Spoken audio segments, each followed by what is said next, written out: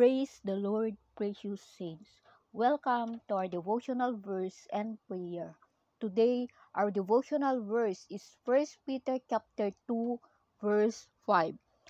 Come as a living stone and let yourself be used in building a spiritual temple where you will serve as a holy priest to offer spiritual and acceptable sacrifice to God through Jesus Christ.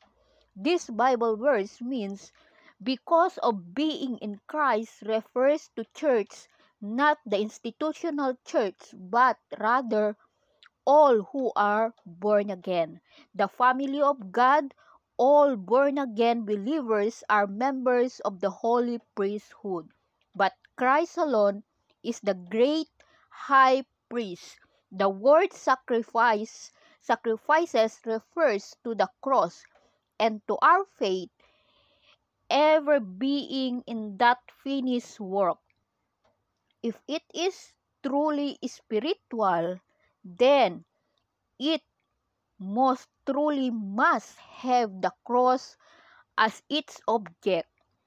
Faith in Christ and the cross alone is acceptable to God.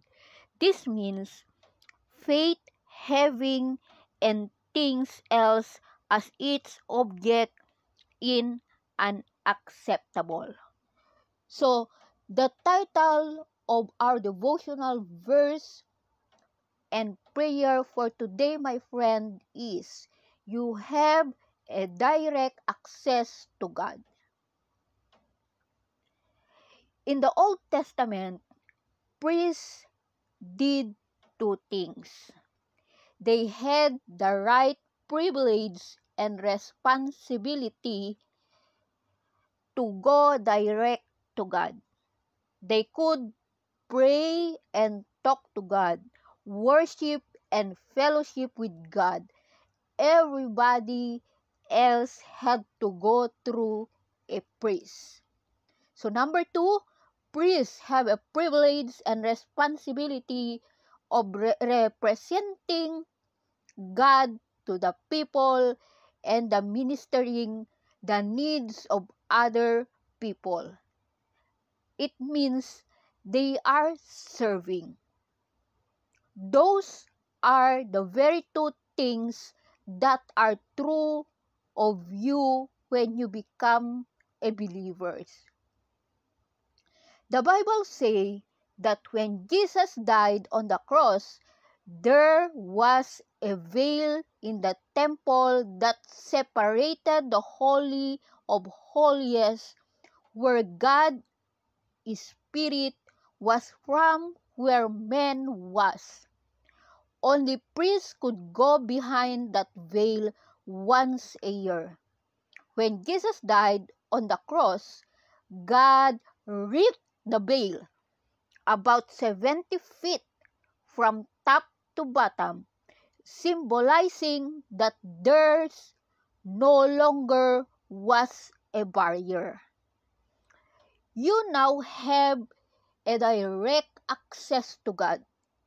You don't have to pray through anybody else. You don't have to confess through anybody else.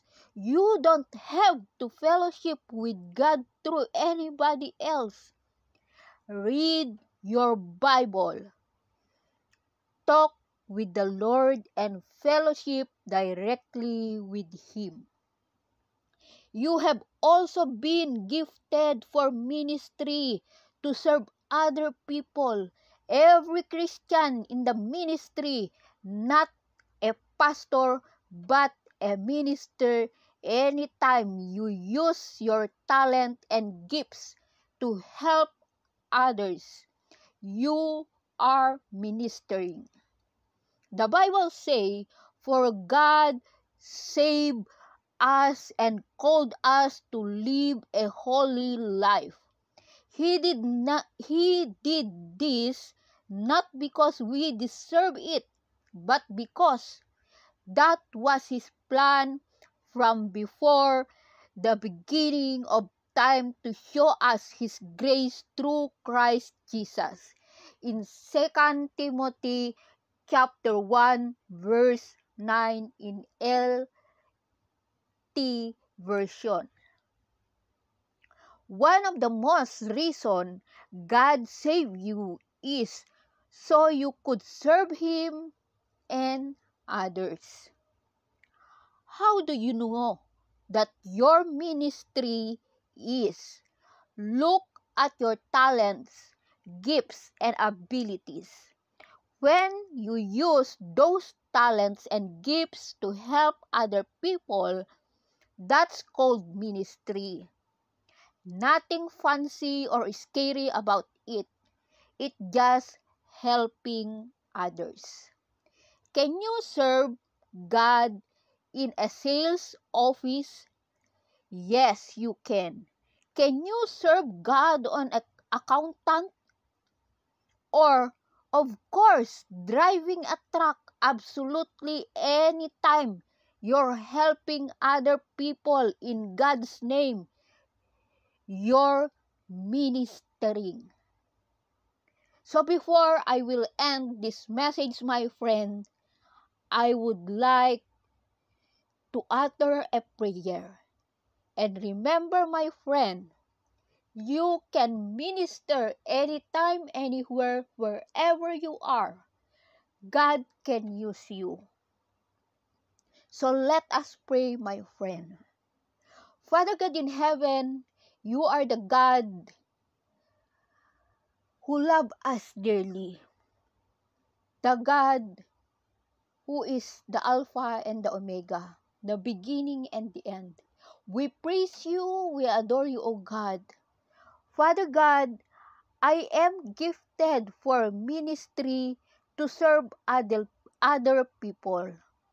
I am a minister anytime I use my talents and gifts to help others. I am ministering. Yes, so God, hallelujah. Here I am, use me. Thank you, Lord. In Jesus' name I pray. Amen and amen. Thank you, my friend. God bless you all. May the blood covering of our Lord Jesus Christ be upon you always. Take care. Please don't forget to subscribe, like, share, and comment down below. Bye-bye.